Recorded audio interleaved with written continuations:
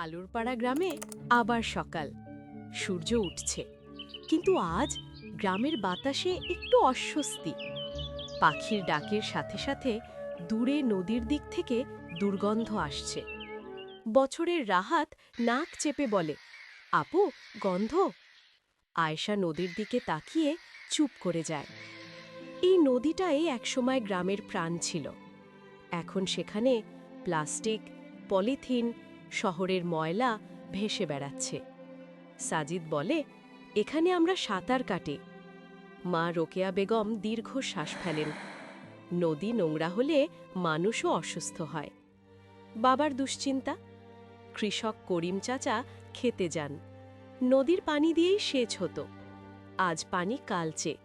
তিনি বলেন, এই পানিতে ফসলও বাঁচবে না। মাঠে অন্য কৃষকরাও চিন্তিত। স্কুলে আয়েশা স্যারকে প্রশ্ন করে, স্যার, নদী নোংরা হলে আমরা কি করব?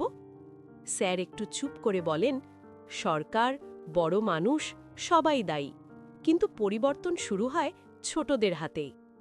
এই কথা আয়েশার মনে আগুন ধরিয়ে দেয়।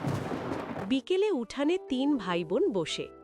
আয়েশা বলে, আমরা যেমন মাঠ পরিষ্কার করেছি, নদীও করব। সাজিদ ভয় পেয়ে বলে, নদী তো বড়। আয়েশা হেসে বলে, স্বপ্ন বড় হলেই মানুষ বড় হয়। রাহাত হাত তুলে বলে, আমি পানি দেব। পরিবেশ দল বড় রূপ। পরিবেশ দল এখন শুধু স্কুলে না, গ্রামের শিশুরাও যোগ দেয়। তারা পোস্টার বানায়, দেয়ালে লেখে, নদী বাঁচাও, জীবন বাঁচাও। কিছু বড় মানুষ হাসে, এই বাচ্চারা কি পারবে? আয়েশা ভয় পায়, কিন্তু পিছিয়ে যায় না। একদিন দেখা যায়, শহর থেকে আসা এক ট্রাক রাতের বেলা নদীতে ময়লা ফেলছে। আয়েশা দূরে দাঁড়িয়ে দেখে। সে ফিসফিস করে বলে, এইটাই আমাদের আসল শত্রু। বাবাকে সব খুলে বলে।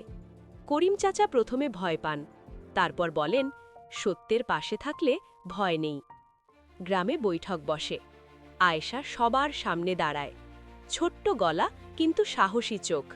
সে বলে, নদী নষ্ট হলে আমাদের জমি নষ্ট হবে, আমাদের ভবিষ্যৎ নষ্ট হবে। অনেকেই চুপ করে যায়। একজন বৃদ্ধ বলেন, এই মেয়ের কথায় সত্য আছে। হঠাৎ ভারী বৃষ্টি। নদীর নোংরা পানি উপচে পড়ে। কিছু ঘরে পানি ঢুকে যায়। যারা হাসছিল তারাই এখন ভয়। তারা বুঝতে পারে, প্রকৃতি আগে সতর্ক করে। পরিবর্তনের শুরু। সবাই মিলে সিদ্ধান্ত নেয়, নদীতে ময়লা ফেলা বন্ধ, পরিষ্কার অভিযান, গাছ লাগানো। শহরের লোকদেরও বাধা দেওয়া হয়।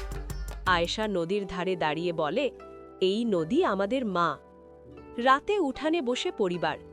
বাবা আয়েশার মাথায় হাত রেখে বলেন, আমি কৃষক, কিন্তু তুমি মানুষ গড়ার কৃষক হচ্ছ।